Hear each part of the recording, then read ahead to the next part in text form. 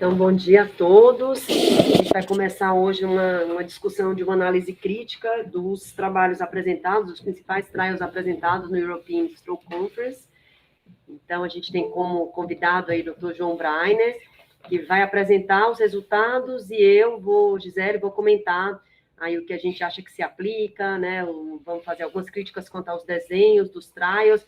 A gente fez aí uma seleção do que a gente achou mais importante. Não dá para cobrir absolutamente tudo, né, João? Mas eu acho que o que se aplica na nossa prática diária está tudo contido aqui. Então, a European Stroke Organization Conference aconteceu de 4 a 6 de maio, agora, né, na cidade de Lyon. Lyon é a terceira cidade da França, né, uma cidade com várias características interessantes, né, algumas ruínas medievais. E lá, acho que é a primeira conferência que acontece presencial, né, depois de 2 anos e meio de pandemia. Então, acho que teve, além de tudo, esse contexto muito feliz de permitir o reencontro de pessoas e de agregar esse novo formato híbrido, né, de pessoas que estavam longe aqui, sabendo os resultados dos estudos e podendo comentar, mesmo sem estarem presentes lá. Então, a gente vai começar aqui. Foi mais ou menos o que a gente vivenciou, né, João? Foi, de uma certa forma, emocionante ver as pessoas se reencontrando, né? Pessoas que a gente passou 2 anos e meio, 3 anos sem ver. Acho que aqui a gente teve a constatação de como a presença é importante. A gente está aqui nesse formato híbrido. Peço desculpa, ainda estou me recuperando aí da minha faringite. Mas como a discussão presencial, né? Acho que ela sempre leva a um olho no olho, né? A uma coisa de resposta imediata, que acaba sendo diferente do que é híbrido, né? Mas foi uma sensação, assim, de super emoção. O congresso estava cheio, como vocês podem ver. Lá na Europa, já as pessoas não respeitando muito as restrições sanitárias, então a maior parte das pessoas ainda já sem máscara, né? E vamos ver o que o futuro nos reserva com relação aí a esse vírus. Mas acho que aí, sem muita demora, acho que vou passar a palavra para o João para a gente começar a discussão dos estudos, né? Isso, perfeito. Interessante que a gente teve 40% do público virtual, mas a maioria realmente dos participantes estavam lá em Lyon. E aí esse contato face-to-face foi interessante porque a gente conseguiu, era um contato que a gente viu que precisava, por exemplo, da network, né? Quando você trabalha sobre criação de network de pesquisas, eixos de pesquisa, etc., não há nada como contato lado a lado. E, de fato, literalmente isso aconteceu. Então, voltar presencial deve ser essa grande benesse, além de aproveitar uma cidade incrível feita em Lyon, foi essa capacidade de interação com outras pessoas. E aí a gente pegou um voo, saindo de Lyon, chegando aqui em São Paulo, para discutir um pouquinho sobre os highlights. Infelizmente, a gente não consegue trazer na bagagem o vinho, né, a comida boa de Lyon, mas um pouquinho dos highlights do que foi discutido, os large clinical trials foram apresentados nas 3 conferências que marcaram os 3 dias do Congresso. A gente tentou trazer um pouco. E uma coisa interessante do Congresso Europeu é exatamente a diversidade. Muita gente, muitos países diferentes, resultados interessantes, um ambiente aconchegante, acolhedor, e aí a gente vai trazer um pouquinho para vocês desses highlights.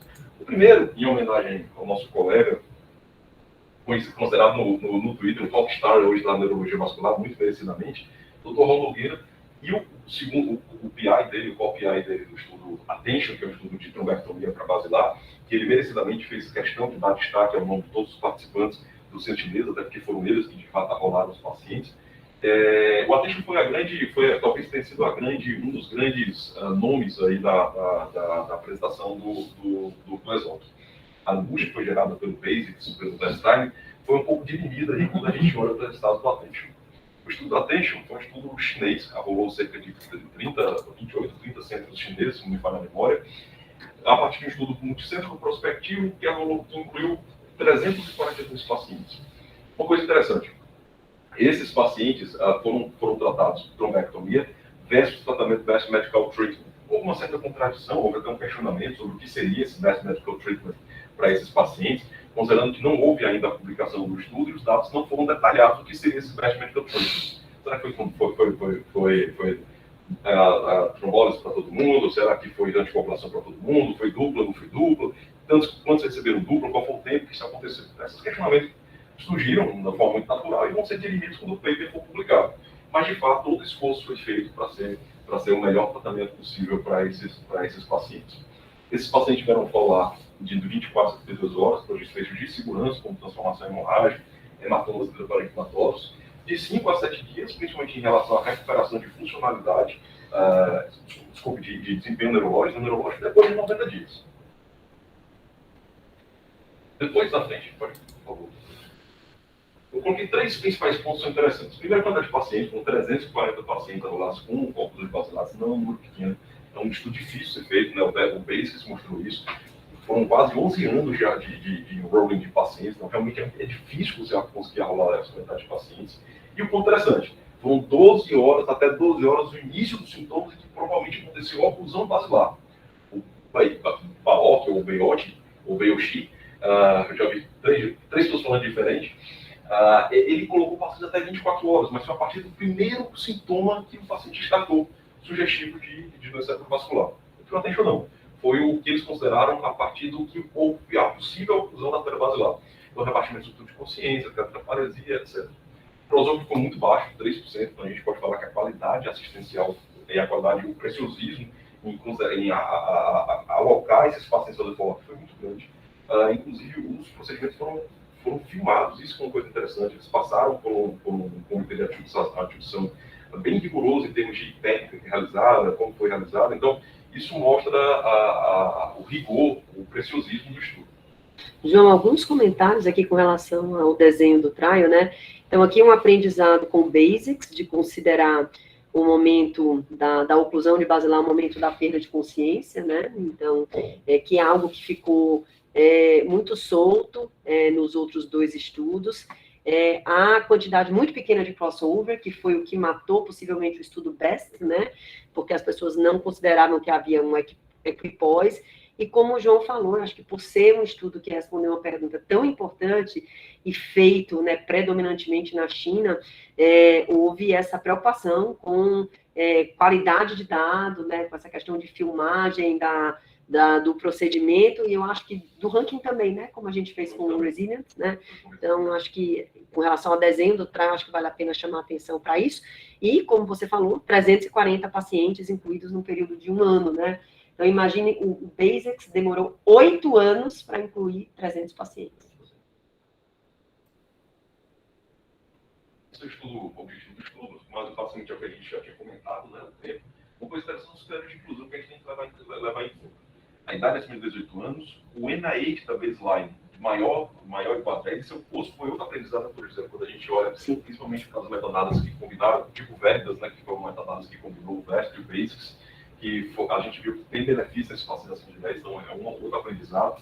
E o ranking pré-mórbido, né, que é com pacientes acima de 80 anos, tem que ser 0, menor ou igual a 80 anos, de 0 a 2. Existem críticas acerca do que seria esse ranking pré-mórbido, tanto ele é desenhado para pacientes que tiveram AVC. Então, quando eu falo de ranking quem não teve AVC, eu já estou dando uma furada no conceitual, né? Mas é o que os estudos adotam, então a gente vai acabar considerando isso.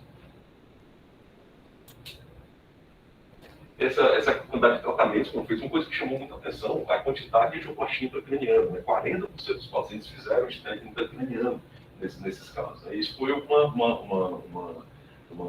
estratégia utilizada, obviamente, para melhorar a técnica. Então, eles viram que, de fato, havia necessidade de colocar.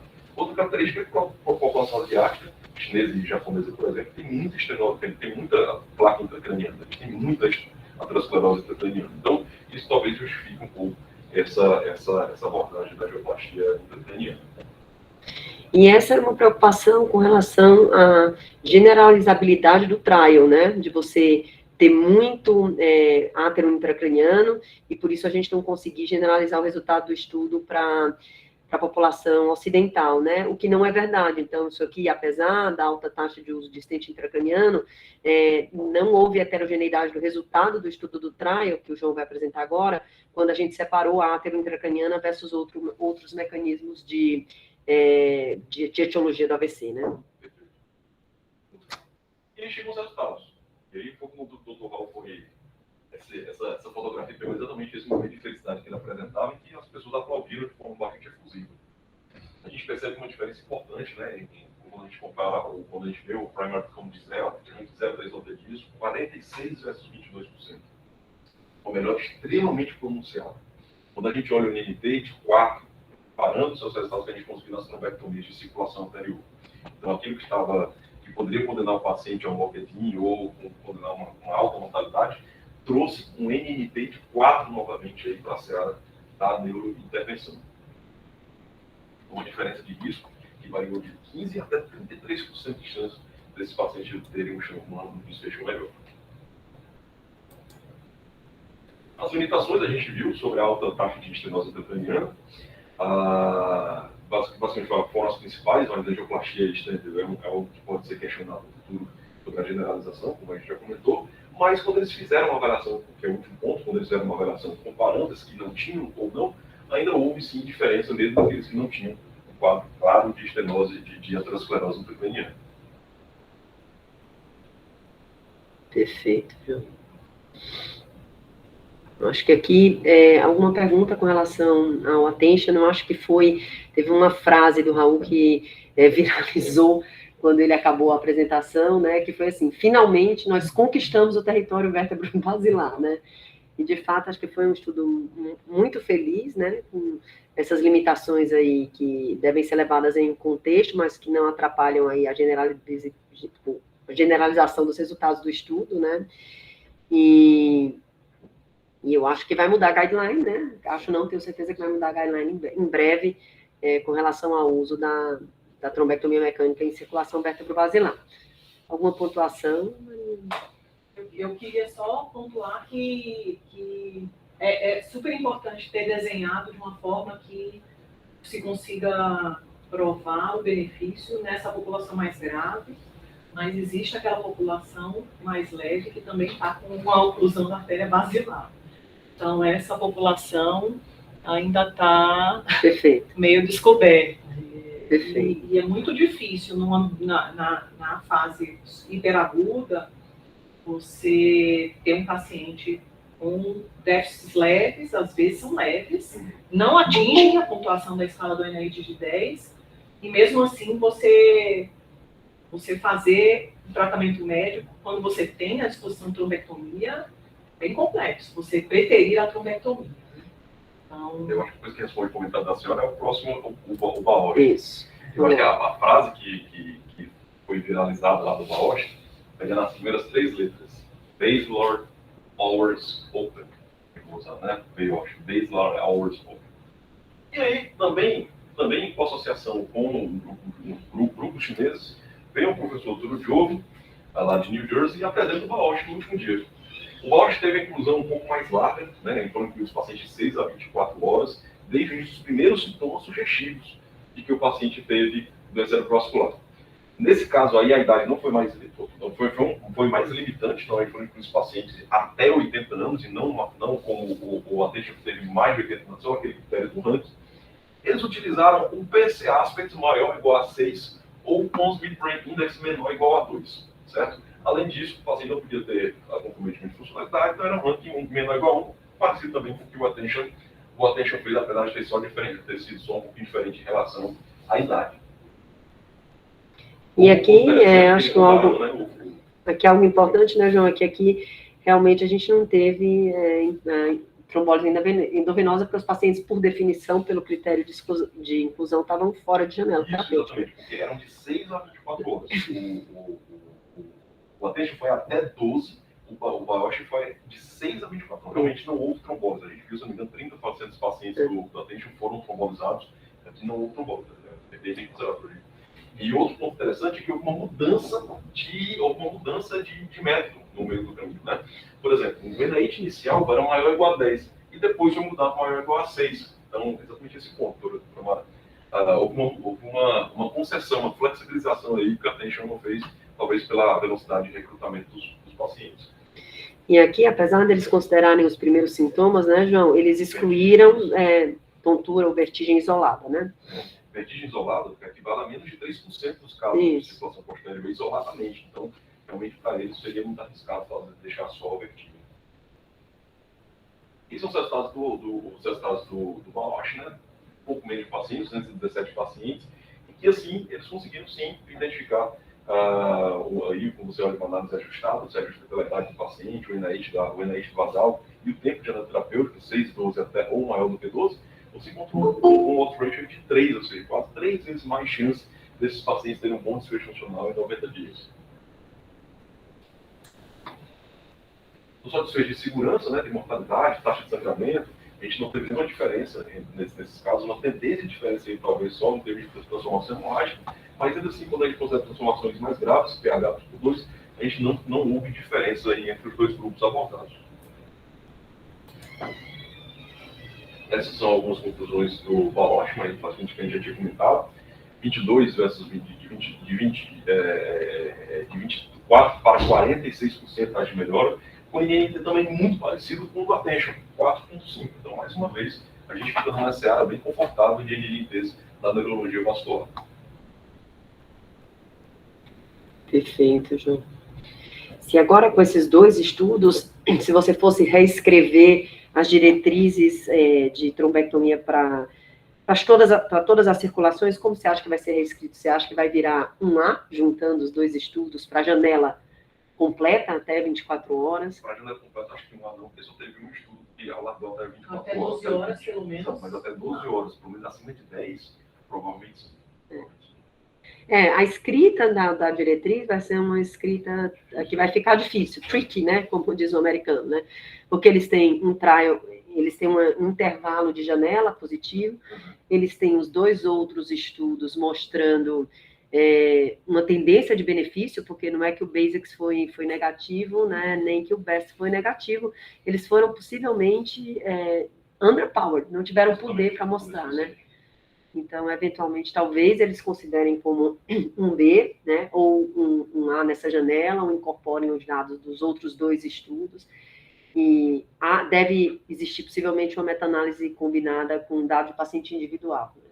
Aí não vai ter dúvida que vai ser positivo. Né? Talvez, a redação talvez seja parecida com o que eles fizeram com o Diffuse 3 e o talvez. Né? Aquele que deixaram de 5 para 16 horas do custo. Da 24 tem que usar os superestão, e mesmo assim ele é mais baixo. Eu acho que ele talvez entre um pouco nesse. O outro estudo interessante foi o set point. E, João, agora se for só mais uma pergunta.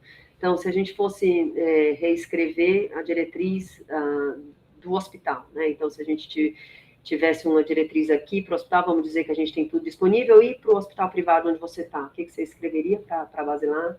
Fez uma hours open. Já era um pouco o que acontecia, né? Mas eu acho que tem que estar em diretriz de 0 a 24 horas, ponderando talvez os critérios, né? Na fase mais tardia de usar, incorporar o PC Aspects, né? Que é algo que a gente não costuma utilizar, né? Então, acho que os radiologistas, por exemplo, em todos os hospitais de São Paulo, a gente tem aquela máscara de aspects, né? Que a gente começou a usar no Einstein um tempo atrás, depois incorporou o angiotomo. Eu acho que agora dentro daquela máscara de aspects vai ter que entrar o PC aspects, né? Então, se for circulação posterior, ele vai ser um paciente que vai precisar ser levado para trombectomia. A gente trabalhou um grupo que coleta PC aspects, regularmente o grupo de Curitiba, que fez residência, por exemplo, a gente trabalhou com eles no paper. A gente não encontrou uma associação direta do PC aspects, porque realmente ele é muito discrepante. Ele não tem uma relação exata sobre área, né? Talvez seja uma relação mais sobre qualidade, sobre impacto que tem de funcionalidade, de NIH, por exemplo, menos do que o aspecto específico, o número significa tamanho, propriamente, né? Isso é essa relação mais linear de número e tamanho. Mas eu acho que sim, tem um comportamento que é corporal, né? Aquela história. Você tem que seguir aquilo que o estudo considerou. A ausência de evidência não é evidência negativa, mas se você quer evidência, tem que seguir aquilo que de fato foi estudado, né? O 7.2, ele é interessante, bem rápido falar sobre ele, porque é uma angústia que muita gente tem. Que quando traqueostomizar um paciente, estudos anteriores, como o TRACK, 7.1, por exemplo, eles tentaram fazer algo parecido para propondo traqueostomia precoce na maioria desses pacientes pós-doença cerebrovascular. Próximo ponto. O grande ponto do 7.1, né, literalmente o grande ponto do 7.1, é que eles incorporaram um score que eles desenvolveram no 7.1, que foi o 7-point score. Que é o set score, que é um score que ele avalia a chance do paciente de necessidade de trombectomia, de traqueostomia. Então, essa é uma questão bem interessante. Você conseguiu selecionar o paciente a partir da expertise do grupo em predizer aquele paciente que poderia precisar ou não. E a partir dessa predição, será que existe diferença ou não de traqueostomizar esses pacientes? O endpoint deles foi o ranking, que eu considero assim, muito na minha incipiência ainda de carreira, mas eu considero que hoje, com algo precipitado, falar de traqueostomia com um ranking propriamente precoce ou não, parece um pouco precipitado além do alargamento da janela muito larga, de 0 a 4, que eles incorporaram em algo menos, em algo em torno de 6 meses, um pouco menos de 6 meses. Além disso, por mais que eles tivessem outros centros, vários centros participantes, se não me engano eram 12 centros participantes, eles tinham, metade dos casos foram randomizados a partir de 4 centros, 2 nos Estados Unidos e 2 na Alemanha. Então, sim, você acaba, quanto menos centros envolvidos, menor a capacidade de generalização do estudo. E outro, eles colocaram tudo no mesmo saco, colocaram AVC isquêmico, AVC hemorrágico e hemorragia subaracnoide, que tem cursos clínicos completamente diferentes dentro da mesma sacola. Esse é o score que foi está disponível na internet, então quem quiser ter acesso a um score interessante, ele considera uma série de variáveis clínicas, neurológicas também, de lesão, se é hemorrágico ou não, isquemia, etc. É um score que vale a pena dar uma olhada. Acho que esse é o score que ele é super útil para predizer quem vai precisar de traqueostomia, né? Porque uma das questões de você randomizar para esse estudo, e eu concordo com o João, que eu acho que o desfecho foi um desfecho mal escolhido, né? Porque eu acho que o que determina o ranking de um paciente pós-AVC é a gravidade da lesão. E eu acho que aqui você misturar isquemia com hemorragia subaracnoide, com hematoma intraparenquimatoso, é realmente você colocar a banana, peri-maçã, né, e dizer que você fazer a traqueostomia cedo ou mais tardio vai mudar o prognóstico. Esse é realmente algo bem difícil de imaginar, né? Mas os estudos em terapia intensiva, né, como a gente tem aí bastante contato com um grupo que é muito ativo, que é o grupo aqui da AMIB, a Flávia é uma super líder nisso, eles costumam juntar pacientes, né, de várias etiologias, os estudos de ventilação mecânica, mas realmente para a gente que faz neurologia e que faz doença cerebrovascular, pensar em a traqueostomia, um dano de desfecho clínico de maneira igual em 3 doenças tão distintas, é algo que eu concordo com o João, deveria ter sido repensado. Do ponto de vista do score, o interessante é que eles usaram, porque quando o paciente entrava e o paciente preenchia critério, o paciente com AVC grave, com possibilidade de necessitar de traqueostomia, então, obviamente, o paciente entubado, eles tinham trabalhos anteriores nos quais eles desenvolveram esse set score, realmente dentro do próprio banco de dados deles, mostrando que, realmente, os pacientes que têm essas características, né, então, de disfunção neurológica, incluindo disfagia ou observou aspiração, um Glasgow menor do que 10, são os pacientes que, na verdade, têm um risco maior de precisar da traqueostomia. Então, eles começaram criando esse score, né? Então, com relação à lesão neurológica, as características aí de neuroimagem, principalmente, e essa consideração de lesão em outros órgãos, né? Então, e aqui eu observo algo que a gente fala muito em beira-leito, né, João? Olha como em neurologia, no paciente neurológico, um dos principais preditores, né, de falha de extubação e necessidade de traqueostomia é disfunção bulbar, né? Então, olha aqui, ó, disfagia ganha 4 pontos, né? Então, assim, quando você olha para a clínica, né, e para as alterações pulmonares, a relação PO2-FO2 ganha só 2. Então, porque no nosso doente, não é isso que importa. O que faz ele falhar a extubação, geralmente é isso aqui, né? Então, é disfunção bulbar. Então, aqui eu acho que serve para a gente ter um olho diferente para o nosso paciente neurológico, quando a gente indica uma traqueostomia, né? E eles precisavam desse score, porque eles iam estar traqueostomizando pacientes dentro de 3, 4 dias na intubação, né? Que esse foi o desenho do estudo. Então, daí porque eles precisavam do score para estratificar quem era o paciente de alto risco. E aí não houve diferença, né? A maioria deles não teve diferença, em termos de distribuição também não teve diferença. Então, fazer precocemente ou não fazer precocemente, não houve diferença. E aqui, João, até você vê que a curva que fez precocemente, até um pouquinho mais de mortalidade do ponto de vista numérico, né? Quando comparado com o grupo standard. E essa publicação está no JAMA. Né? Então, só um comentário com relação a isso, foi o Julian Boselmar, que apresentou o set point, ele é o cara das traqueostomias, né? Como o João disse, assim, estudo feito dentro de unidades extremamente especializadas, em que muitas vezes a traqueostomia é feita à beira-leito pelo intensivista ou pelo neurointensivista, né? Quando eu estava no Mass General, então as traqueostomias eram feitas à beira-leito e a gente fazia a bronco para fazer a traqueo, então chamava a equipe do tórax, mas muito do procedimento feito pelo próprio neurointensivista, né? E aí perguntaram para o Julian Bowser o que ele achava, se ele achava decepcionante o resultado do estudo, né? E ele falou assim, bom, dados importantes desse estudo é que no grupo que ficou que foi randomizado para traqueostomia standard, 22% dos pacientes foram extubados com sucesso. Então, o que ele mostrou foi assim, olha, a nossa prática clínica, né, e aqui a gente não está falando de traqueostomia com 20 dias, a média foi 11 dias, né, no grupo tardio, então já é bem mais cedo do que o que a gente costuma fazer aqui.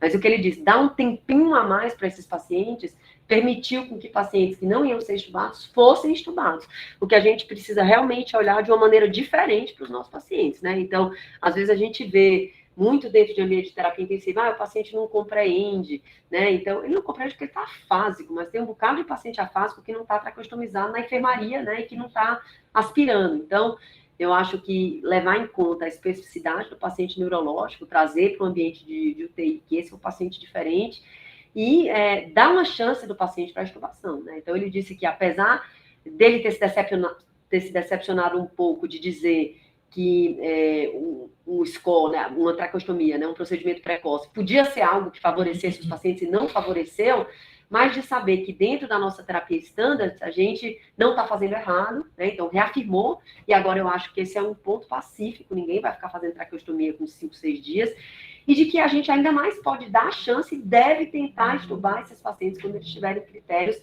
que são critérios que devem levar em conta muito mais as questões neurológicas, de fato, do que as questões aí pneumológicas. Né? É um estudo interessante, foi feito numa stroke unit, numa mobile stroke unit, lá em Melbourne, na Austrália, em que eles usaram tenecteplase para esses pacientes. Então, foram pacientes acima de 18 anos de idade que tinham ranking pré-mortos de 3 ou menos, igual a 3, e eles avaliaram, por exemplo, função hemorrágica de 36 horas e, obviamente, a funcionalidade. Esses pacientes receberam screening e a terapia trombolítica dentro da ambulância. O que o texto mostrou para a gente? Alguns pacientes que foram avaliados com tomografia na ressonância, eles tinham oclusão proximal, né? Então, desses pacientes, 94 fizeram um anjo terceiro dentro da ambulância, 46 deles tinham oclusão proximal aí na ambulância. O tempo de tratamento foi bastante precoce, 95 minutos o tempo de tratamento do início dos sintomas, do início dos sintomas. Então, foi um tratamento bastante rápido que foi oferecido para esses pacientes. E eles também receberam um exame de imagem dentro de 47 minutos. Uma coisa interessante desses pacientes é até que 20% deles foram tratados dentro de 60 minutos do início dos sintomas. O que eles analisaram? Em termos de funcionalidade não teve diferença, eu vou mostrar um pouco mais à frente, mas eles perceberam que o tratamento com tenecteplase que esses pacientes receberam diminuiu ou, teoricamente, aumentou a chance de apertura. Por que eu digo teoricamente diminuiu? Porque só 94% desses pacientes fizeram anestesia. Então não dá para a gente bater uma tese que, de fato, esses pacientes abriram completamente o vaso. Mas quando a gente olha o gráfico seguinte, no slide seguinte, a gente percebe, só questionamentos, né, beleza? Mas quando a gente olha na imagem seguinte, quando a gente olha na imagem seguinte, a gente percebe que quando a gente compara alteplase versus tenecteplase que esses pacientes utilizaram, houve uma diferença extremamente importante em termos da taxa de lesão de perfusão, que foi a imagem realizada no hospital. Então perceba que tratar esses pacientes de tenecteplase, teoricamente, ofereceu uma chance de repercussão maior, diminuiu mais a lesão, a lesão quando eles chegaram no ponto, chegaram no hospital. Isso mostra, inclusive, corrobora dados antigos de outros primeiros estudos da tenecteplase, em que a gente via que havia uma taxa de abertura de oclusão proximal muito maior. Então parece que o paciente ideal, ou que talvez seja o paciente ideal, na tenecteplase, é que ele consiga a oclusão proximal. Porque a tenecteplase abre mais o vaso. Ele abre mais o vaso e, além disso, transforma menos, ou seja, ajuda no contexto de recuperação de funcionalidade nesses pacientes, porque a transformação, até mesmo sintomática, de acordo com alguns autores, tem impacto sobre a funcionalidade do paciente. Não teve diferença quando a gente olha para o ranking, propriamente, e na comparação de tenecteplase versus alteplase. Então, lembrando que não era o desfecho principal, né, e nem dava para, na verdade, não dava para ser, né, porque a gente tem 50 pacientes aqui em cada grupo. O desfecho principal era um desfecho substitutivo da perfusão, né, então, que é o que o João apresentou para vocês.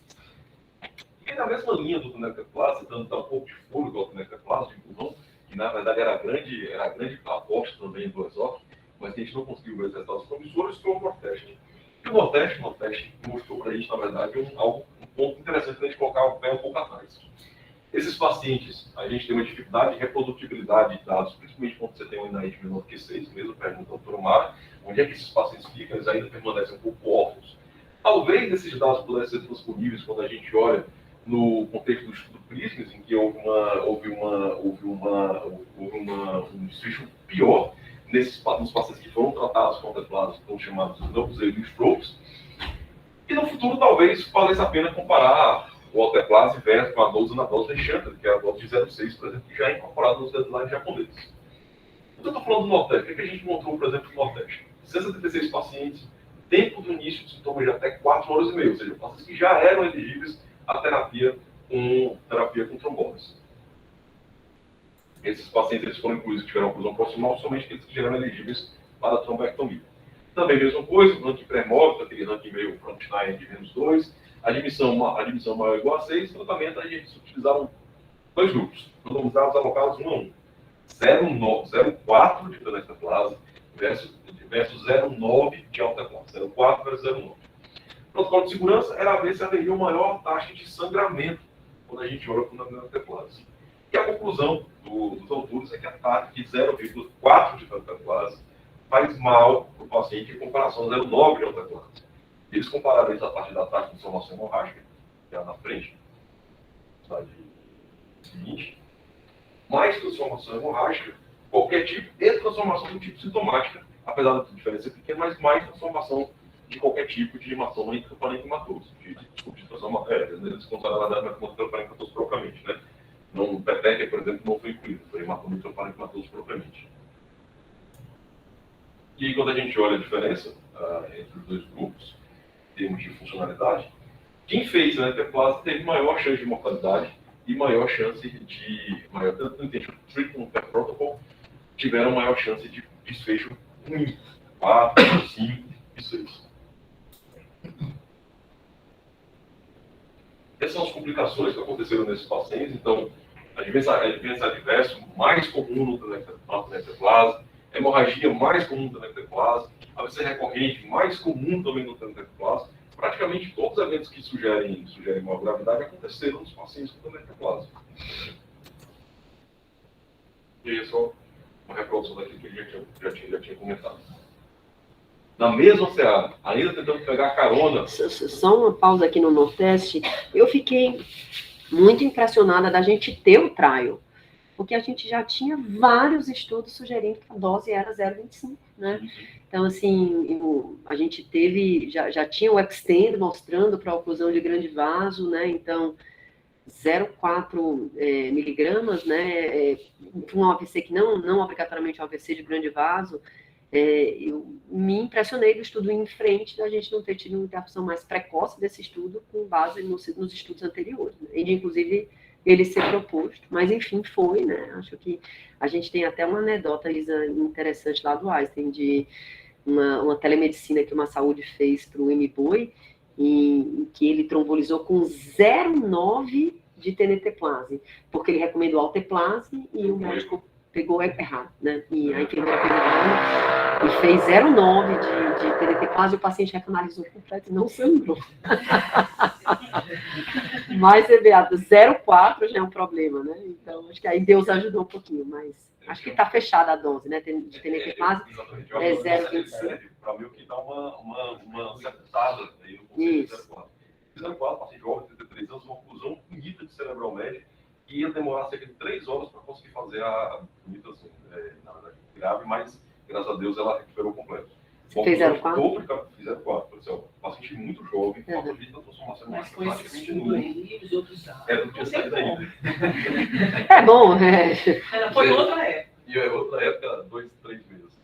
E aí eu falei, não, é uma chance que a gente tem de abrir esse vaso, dar uma chance para ela, a chance de transformação hemorrágica é muito baixa, sistêmica ou intracraniana, e ela abriu completamente o quadro. A gente tem tomografia antes e depois. Eu pedi assim, olha, transfere para anestesia, transfere para trombectomia, transfere para só trombectomia. Demorou 2, 3 horas para transferir. Quando chegou lá no hospital, eu falei, repete a anestesia. Quando repetiu, já tinha aberto completamente. E os resultados em sua defesa, né, João? O resultado do Nordeste 1 eram tranquilos com relação à segurança. Aí foi um estudo que teve uma crítica grande, porque tinha muitos stroke mimics, né? Então, talvez, por isso, os pacientes não tenham sangrado tanto, porque mimics sangram de fato menos, né? E lembrando que no nosso Resilient Extend, então, felizmente, a nossa dose era 0,25, porque senão a gente ia ter que fazer uma emenda de protocolo, né? Então, E aí entra os canadenses, na Universidade de Calgary, extremamente inovadores. Calgary é uma vanguardista também, acho que talvez junto com o grupo de Barcelona, são extremamente visionários em relação a terapias para neurologia vascular. E entra o ACT-RCT, tudo pragmático, relacionado a registro, prospectivo, que comparou 0,25 com o Teplase de 0,9. O objetivo do estudo foi a avaliação de não inferioridade. Então, é tentar colocar todo mundo aí em pé de igualdade. Tenecteplase e também o Teplase. Desfecho também de 0 a 1, de ranking em 90 dias. E a gente percebe que não houve favorecimento para nenhum dos grupos. Nem para o Teplase, nem para o Tenecteplase. Isso quando a gente avalia o sexo, NIH, a idade do paciente, o tempo de início dos sintomas, o tempo que você precisou fazer ou não, e até mesmo a presença de oclusão vascular, de oclusão de grandes vasos. Não houve diferença, então foi absolutamente a mesma coisa que a gente observou em todos eles, mostrando, portanto, a não inferioridade, atingindo um método de não inferioridade para esses dois tratamentos. Então, fazer tenecteplase e fazer alteplase em 0,25 parece ter a mesma equivalência quando a gente olha o ranking em 90 dias para esses pacientes. Essa é a conclusão. Então, parece ser, de fato, uma alternativa adequada, possível, para o alteplase nesses pacientes que têm indicação formal, padrão, de trombose intravenosa. Aqui eu paro de novo, João. O que você acha que vai acontecer com as diretrizes? Eu acho que é o mesmo que já tinha acontecido, né? A diretriz de 2020, ele já colocava o tenecteplase como 2A, né? Exatamente, como provável pé de igualdade. Acho que agora vai virar um A, né? Ou um B, né? Por ser um estudo vai ficar mais robusto agora, a indicação vai ficar mais robusta. Então a gente vai ter um pouco mais de liberdade na hora de querer indicar ou não. Eu, particularmente, tenho bastante resultados bem interessantes na hora de indicar a tenecteplase. São necessários mais estudos com tenecteplase? Ótima pergunta. Eu acho que são necessários estudos em diferentes settings, né? Então, por exemplo, o nosso Extend IV, né? Porque aqui a gente está falando da janela usual, 4 horas e meia. Então, o Extend IV vai para frente, exatamente. Vamos ver se na janela estendida, né? Porque a gente tem o Extend, que mostrava o benefício usando perfusão da alteplase, mas ninguém estudou tenecteplase. Então, esse é um estudo que eu acho que é, assim, um ganha-ganha, a não ser que a gente faça alguma coisa muito errada, não é para dar errado, né? Que a gente vai comparar com placebo. Então, Um ponto interessante é que, assim, qual o grande problema da alteplase na estendida? Transformação hemorrágica, compromete a funcionalidade, compromete o estudo. Mas se a gente olha molecularmente falando, o alteplase ele é ruim para o cérebro. Ele aumenta a expressão de metadoptenatina 3, que degrada a barreira hematocefálica, aumentando a edema, aumentando a transformação hemorrágica, que são elementos que complicam com esse paciente, né? Só que o tenecteplase não faz isso. Então, do ponto de vista molecular e celular, tá? O alteplase até estimula a inflamação, o tenecteplase não faz isso, além de bypassar a via do pai 1. Então, sistemicamente e dentro do cérebro, ele é uma droga excelente. Então, não dá, como o José falou, não dá certo. Porque não tinha que dar certo mesmo, mas a chance de dar certo é muito alta. Né? E aí o Ethicus também foi outra pedra no sapato, apesar de mostrar para a gente que a gente precisa entender um pouco mais do conceito de Ethicus. O Ethicus tentou fazer a apixabana versus aspirina nos pacientes que eram considerados como alto risco de tromboembolismo. E eles consideraram, por isso que eu fiz questão de colocar esses elementos que a gente tinha discutido lá no ambulatório ontem. Apêndice atrial, átrios acima de 45, contraste espontâneo na apêndice atrial com a velocidade menor do que 0,2, alta quantidade de episódios atriais no Holter ou na avaliação no eletrocardiograma, a expressão de Holter, um chatos vasco maior igual a 4, isso tanto para homem quanto para mulher, e a presença de forma patente. Eu particularmente achei estranho se colocar forma patente aí na conversa, porque existe um tratamento padrão para a forma patente, se tem uma alta condutância. Eles não detalharam, o estudo não foi publicado ainda, eles não detalharam se era de alta importância, moderada, baixa, se era o paciente tinha indicação não de fechar por via percutânea, não detalhado. Então, achei isso um pouco estranho. De toda forma, foi mais uma vez negativo. Então, ele pegando carona nos resultados não esmiuçados do Navigate ESUS, do COMPASS, mais uma vez a gente não vê indicação de tratamento da apixaban com esses pacientes que têm um diagnóstico de ESUS. E aí, mais uma vez, endossa aquele conceito de que ESUS não pode ser considerado uma entidade esgotada. Né? O conceito de criptogênico ele deve continuar sendo trabalhado, porque ele diz o seguinte, olha, você não achou, continue procurando. E às vezes a gente coloca um ESUS e sente um pouco de conforto em dizer que o paciente teve um ESUS no final. Aqui, só fora a questão do forame oval patente, né, eu acho que eles foram super felizes nos critérios. Né? Você olhando para isso, você imaginava, esse estudo vai dar certo. Muito diferente do Navigate ESUS, muito diferente do Respect ESUS, que juntou todo mundo numa sacola. Mas, poxa, átrio maior do que 45, baixa velocidade, contraste espontâneo, né? Então, taque atrial, que a gente vê, às vezes o paciente não tem AFA, mas tem vários episódios de taque atrial no Holter. E realmente, acho que esse foi um grande banho de água fria. O Arcadia continuou, né, que é um outro estudo que é financiado pelo NIH, não foi parado de maneira precoce. Então, acho que ainda tem alguma coisa por vir. E usando uma das drogas mais seguras, né, dos DOACs mais seguros, a droga que o neurologista mais usa. Então, realmente, esse estudo foi um banho de água fria sem tamanho. O cardio é grande promessa, né? Então, não deixemos de lado a suspeita de atriopatia, né? Vamos continuar com a atriopatia aí. Como diz a Dori, continue a nadar, continue a nadar. Um dia você chega lá. E ainda reproduzindo a Dori, esqueçam os estudos anteriores e vamos olhar para frente. Aí é o mesmo. É o mesmo, é verdade.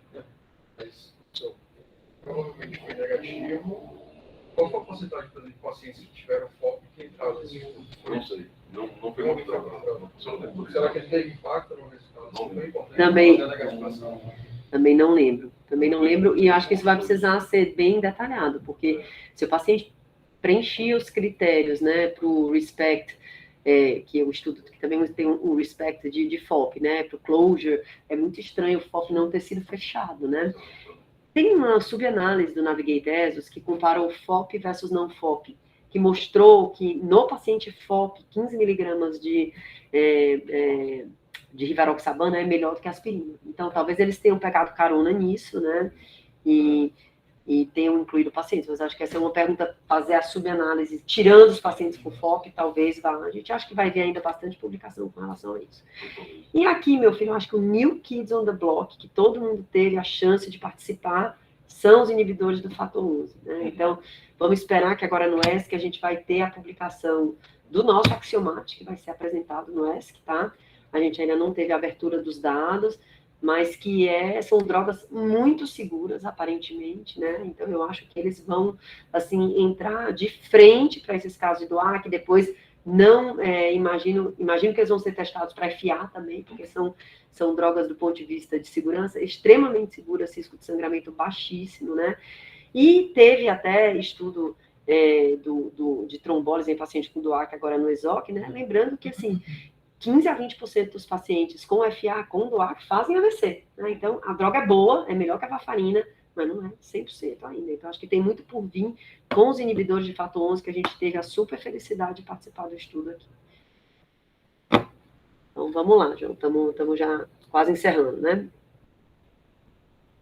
Falar um pouquinho do Ametis. O Ametis, ele foi um estudo que também tenta responder uma outra pergunta, que é qual é a melhor tipo de anestesia para os pacientes com trombectomia. Anestesia geral ou sedação consciente. E ele passa também acima de 18 anos, que tinham oclusão proximal de carótida interna ou cerebral médio interno, que tinham, obviamente, indicação de trombectomia e que não poderiam estar em coma ou alteração de vigilância, ou seja, não poderiam ter um score maior ou igual a 1, maior do que 2, no elemento 1 A de consciência do NIH. E também uma estabilidade premórfica maior ou igual a 2, não poderiam ter. Esses pacientes foram randomizados, 1 a 1, considerando o centro, o NIH da prestação, menor do que 15 ou maior do que 15, também a indicação se eles receberam ou não trombose endovenosa. O ponto interessante desse estudo é que ele é também um estudo pragmático, um estudo de registro. Então, desculpa, não legislativo, customizado, mas também ele bem pragmático, ele permitiu que houvesse crossovers durante a indicação, dependendo de como o paciente estivesse se comportando. O objetivo de um paciente, quando ele tivesse uma pressão de 140 e 180, era fazer uma sedação com RAS de 0 até -3, mas se esse paciente tivesse agitação, o coma dele tivesse uma dificuldade de despertar ou insuficiência respiratória bom, ele poderia passar para anestesia geral. Então, não era... Mas esse desenho atrapalha nas estatísticas? Pode atrapalhar, mas é um estudo de mundo real. Eles não podiam segurar o paciente que estava vomitando, por exemplo, ou com estados severos, deixando uma sedação consciente. Então, aquela história, não dava para segurar um paciente como se fosse um boi nervoso e só passar a mão na cabeça. Né? Então, tinha que segurar. Do ponto de vista de análise estatística,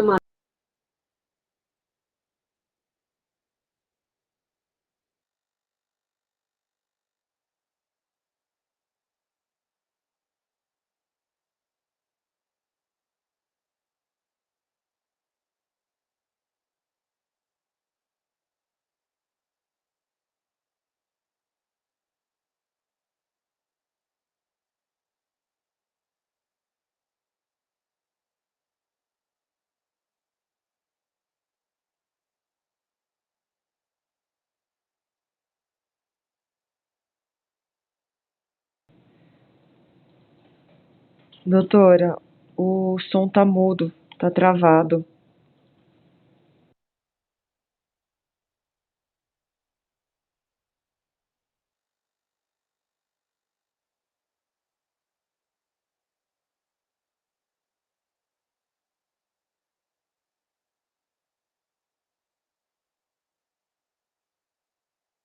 Aqui.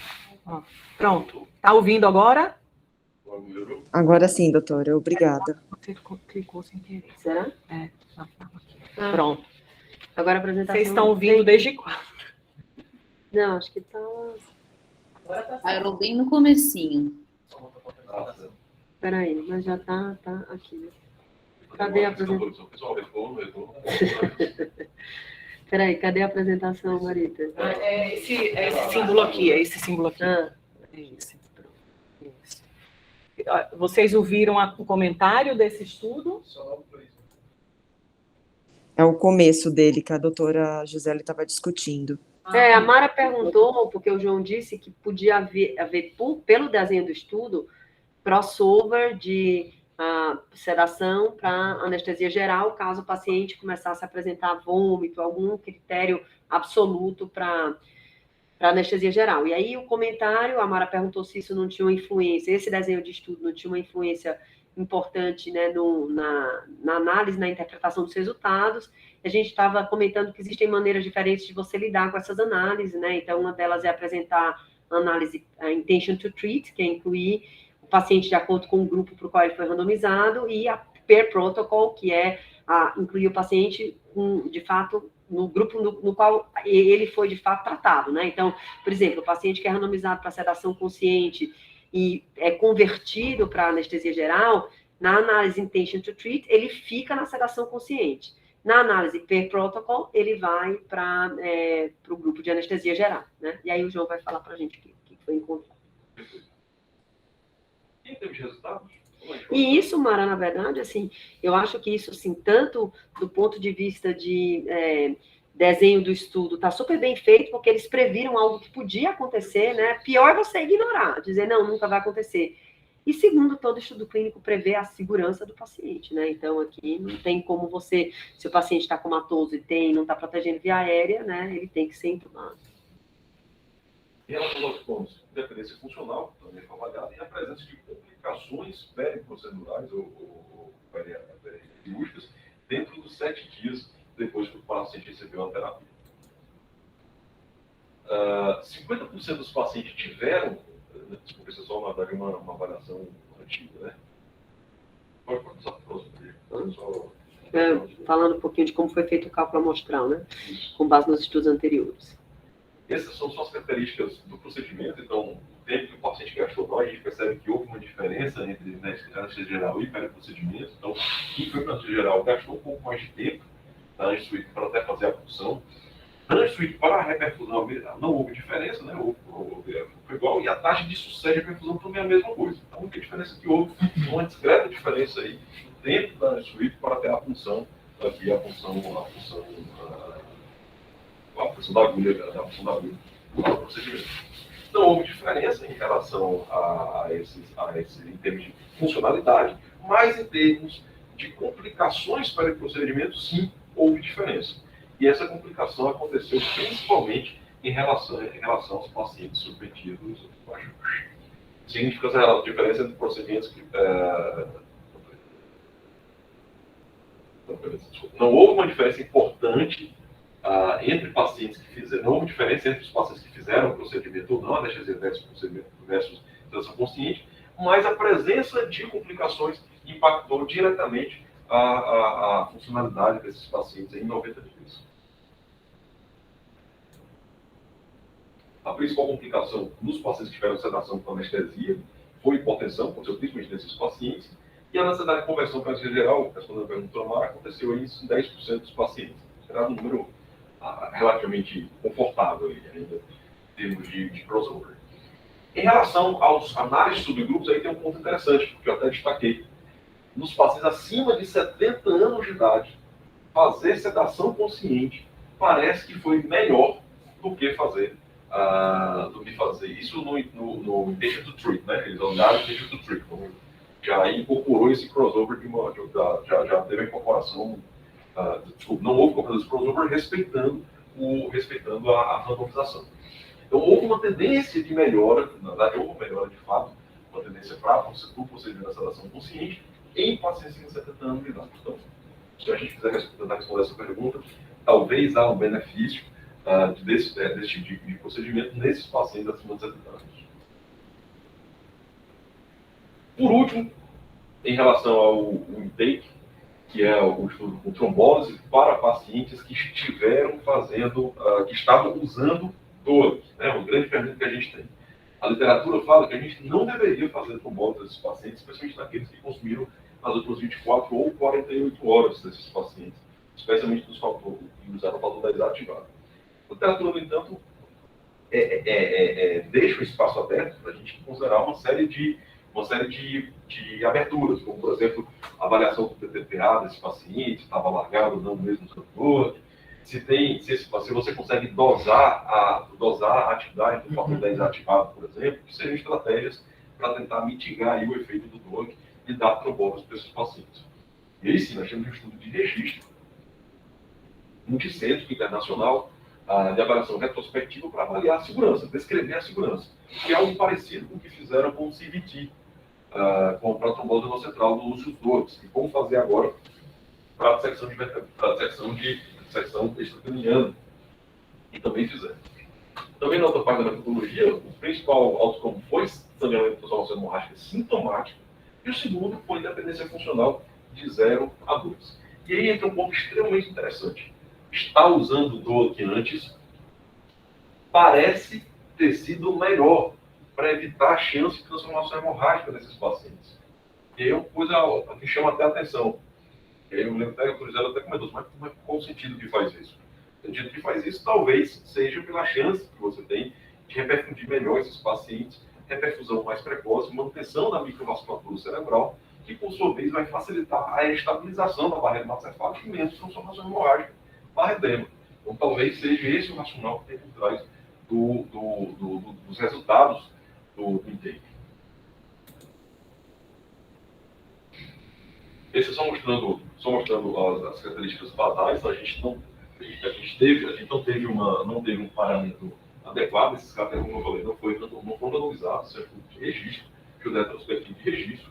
Então a gente tem na um pouquinho maior dos que usavam NOACs, a gente tem um ranking prévio um pouquinho maior do que usavam NOACs, a pressão sistólica um pouquinho menor do que quem estava usando NOAC, estavam mais hiperglicêmicos que usavam NOAC, também registro de transformação hemorrágica, tinha hipertensão arterial, tabagismo também, então o diabetes também eram pacientes mais diabéticos, então realmente há um desbalanço aí dos efeitos. Mas, mais uma vez, é um estudo de registro retrospectivo, portanto eu não esperaria encontrar nenhum tipo de randomização desses casos. São pacientes mais graves, né? Mais graves. Paciente com FA, a gente sabe disso, então acho que representa bem o que a gente esperaria num registro, né? Está usando terapia com antiagregante prévio, antiagregante associado, etc. Que tinha oclusão proximal, isso é um pouco interessante, mais pacientes com oclusão proximal, uma questão teológica, né, também. São pacientes de fibrilação, são pacientes mais graves, e obviamente fizeram mais trombectomia mecânica. 30% receberam um antídoto para o DOAC, 27% foram selecionados baseados no nível do DOAC, naqueles hospitais que obviamente tinham possibilidade, e outros que não tinham nem reversão ou no outro level check, né? Quase metade desses pacientes. É nós aqui. Exatamente. Olha que interessante, pessoal. No primary outcome, que é chance de transformação hemorrágica, quem usou DOAC fez menos transformação hemorrágica do que todos aqueles outros pacientes na análise ajustada. Quando a gente avalia a análise ajustada, persiste essa mudança. Então, está usando, quando a gente ajusta pela gravidade do AVC e outros preditores de transformação hemorrágica, não chegou a detalhar, mas outros preditores, usar NOAC evitou a chance, está usando o NOAC previamente, evitou a chance de fazer uma transformação hemorrágica. No caso sintomático, né? Vou sempre destacar isso. Transformação sintomática. Esse aí, quando a gente faz análise por método de seleção, um paciente com nível de NOAC, que usaram ou não o reversor, que é o nosso caso aqui, por exemplo, ainda assim houve chance de melhora desses pacientes. Uma análise pós-hoc, por exemplo, aqueles pacientes que tinham usado menos do que 24 horas, estavam usando com nível novo menor do que 30, sem reversão, ainda assim houve benefício bem pronunciado. Em termos de funcionalidade, né, desses pacientes, não houve diferença de funcionalidade desses pacientes, mas sim houve diferença na chance de transformação hemorrágica sintomática, que pode impactar, por exemplo, na recuperação a mais curto prazo que não só nos 3 meses. Tanto na dicotomização quanto na shift análise, ou seja, tanto eu analisei o ranking desse grupo 0 a 2 versus outros, como também 0, 1, 2, 3, etc., que é a shift análise desse grupo. E aí a parte interessante também, estou muito feliz, comendo bem, bebendo suco de laranja, suco de uva. Com relação ao último trial, né, então esse registro de DOAC, ele é aquele resultado que é too good to be true, né, porque apesar de você ter essa explicação fisiopatológica de que talvez o DOAC recanalizou mais, ainda soa estranho o grupo com DOAC sangrar menos do que o grupo que não está usando nada, né, então vamos ver a publicação, mas eu acho que é um dado interessante para a gente que frequentemente não tem trombectomia. Está vendo aí o aumento do uso de DOAC, principalmente porque agora a gente tem os genéricos, né? Então a gente já tem acho que tem mais de 10 laboratórios já pleiteando a produção da rivaroxabana, né? Então a gente vai ver esses eventos e a gente realmente ficava com as mãos atadas, estava lá na diretriz, que era uma contraindicação absoluta, né? Então eu acho que essa é outra coisa que vai mudar a diretriz, então, para que a gente possa considerar, né? Não é um estudo randomizado, não vai ser um A, mas eu faria tranquilamente, né? Faria. Ele sugeriu, né? Menos de 24 horas, e se você tiver um nível sério menor do que 30. Isso. Nesse grupo. Excelente. Bom, mas como a gente não vai ter nível sérico, né? Então, e a gente tem a subanálise dos 47% que foram trombolizados na vida real, sem nível sérico, sem... Né? Então, eu acho que é bem razoável você considerar... Aqui no Hospital São Paulo, o paciente usou bem por isso. Eu trombolizaria hoje. Se eu não tivesse a possibilidade de trombectomia mecânica, né? Não tenho oclusão de grande vaso, não tenho o device disponível, sem dúvida. Vai sangrar? Não, até menos, acho. É isso aí. De fato é. A próxima é só um. Essa é a foto que eu tirei lá no último dia, lá no Conceitual. Essa é a catedral. Na catedral. Delícia. Não pegou bem a fotografia que sai do sol ali, que o sol aparece ali pelaquela parte lá de cima, aquela ponta lá de cima. Muito bom, João.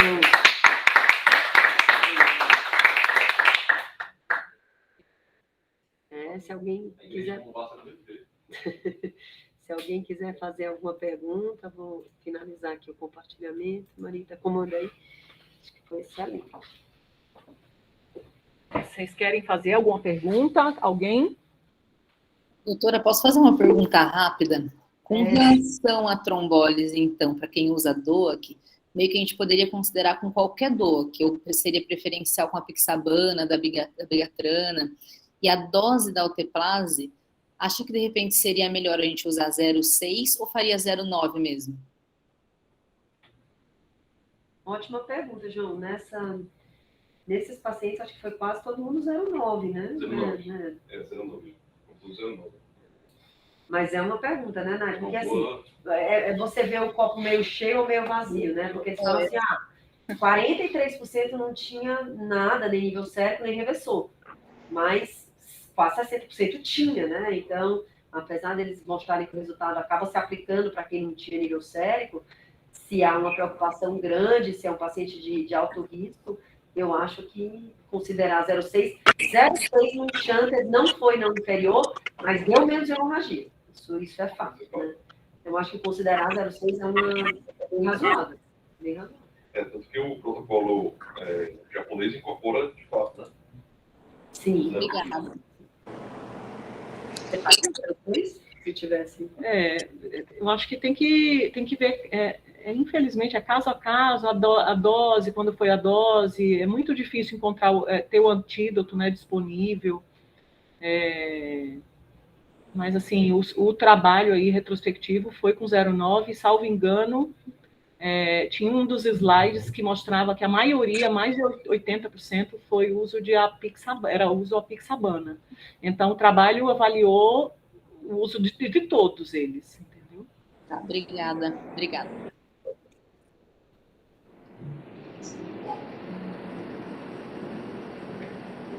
Bárbara, quer falar?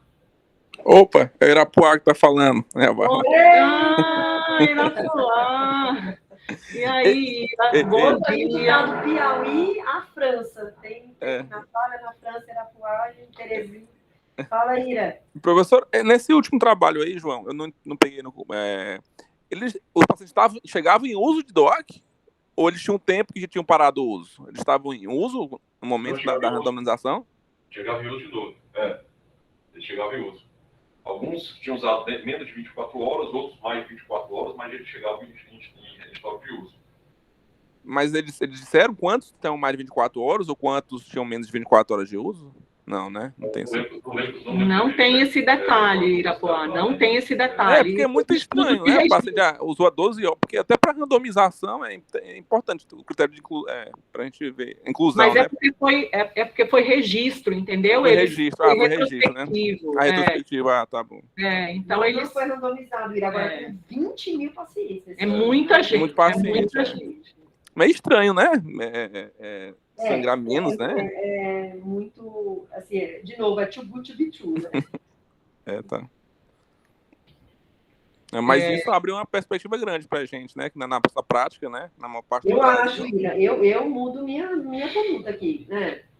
Eu mudo minha conduta. Eu mudo, mas eu explico sempre para o paciente, para a família. Olha, tem um pequeno risco, mas é o que se pode oferecer e parece que é seguro e até melhor, mas assim, existem estudos que mostram que a gente pode usar, então vamos usar. Eu acho que o meu discurso vai ser esse. As farmacêuticas dos reversores antigos que não gostaram muito dessa Sem dúvida. Por exemplo, agora pergunto, se você tivesse na mão no São Luís, Tarocizumab, você faria antes da trombólise ou não?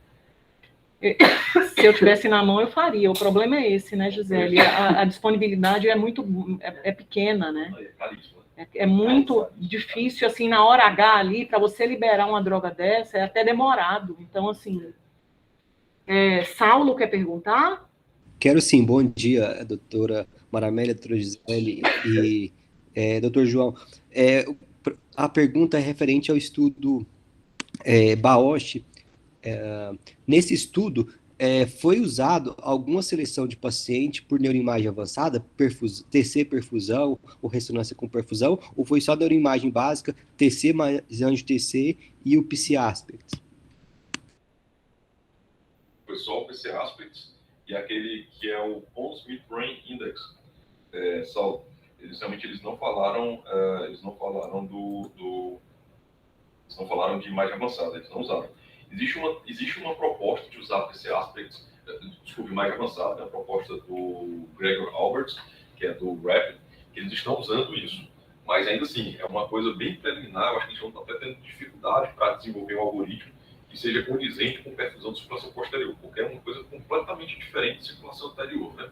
Merece livros à parte, literalmente, como aconteceu com o livro que o professor Carlos escreveu. Então, o próprio Dr. Raul, quando eu comentei com ele sobre isso, ele falou, eu acho que vai ser um pouco estranho esse estudo, porque a gente não tem a menor ideia de como se comporta uma perfusão, de criar uma perfusão, tipo um rapid para a circulação posterior, é no mínimo algo estranho, é difícil. E ele foi bem crítico assim, à utilização da perfusão, até mesmo porque já está bem estabelecido, né? Isso, é você andar para trás, né? A gente não vai olhar para a perfusão e tirar o paciente da trombese. Exatamente, com certeza. Eu acho que é um caminho meio sem volta aí. É diferente dos outros estudos que começaram super selecionando e depois migraram, como a gente está fazendo no Extend, né, para um critério mais pragmático, e você já ter o pragmático mostrando que funciona e migrar para um mais super seletivo, né? Certo, obrigado. Obrigado, Saulo e Irapuá, pelas perguntas. Rony? Professor, é Rony falando. Esse índice aí, mesencefaloponte, que foi usado no Bausch, eu não conhecia, não. O senhor sabe dizer do que se trata? Nem eu conhecia, cara. Assim, nem eu não, né? Assim, eu também não conhecia. Rony, você faltou minha aula de trombose da artéria basilar. Na minha aula eu mostrei. Esse tem o Batman, tem esse. Mas assim, tem Batman, tem o PC Aspects e tem esse índice. É bem tranquilo esse índice, viu? Eu não conhecia, e confesso que eu não fui atrás para tentar... Vocês estão vendo nossa tela? Estamos sim. Pons Mid-Brain. Deixa eu só pegar aqui para mostrar para vocês. Ele é bem... Mid-Brain Index. Tá? O pessoal lá está usando. Lembra todo dia? Eu queria achar. Tem um estudo que eu queria achar exatamente onde está, mas não está aqui não.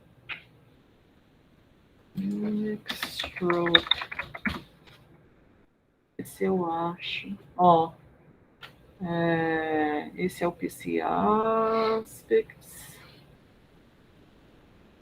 Depois eu acho, eu vou apresentar uma aula sobre isso próxima semana lá na Unicamp, online, eu mando para vocês, porque ele é bem tranquilinho mesmo, é porque a gente não está acostumado, mas é uma outra escala radiológica para avaliar o AVC, de circulação posterior. Esse é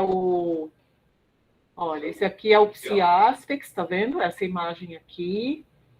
Mas lembrar, pessoal, que o PC Aspects não é uma atribuição só de um ponto, certo? Algumas áreas falam em 2 pontos.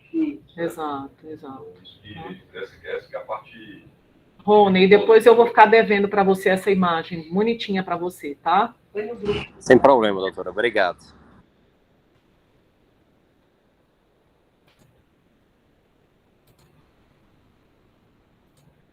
Acho que é isso, né, pessoal? Muito boa a apresentação.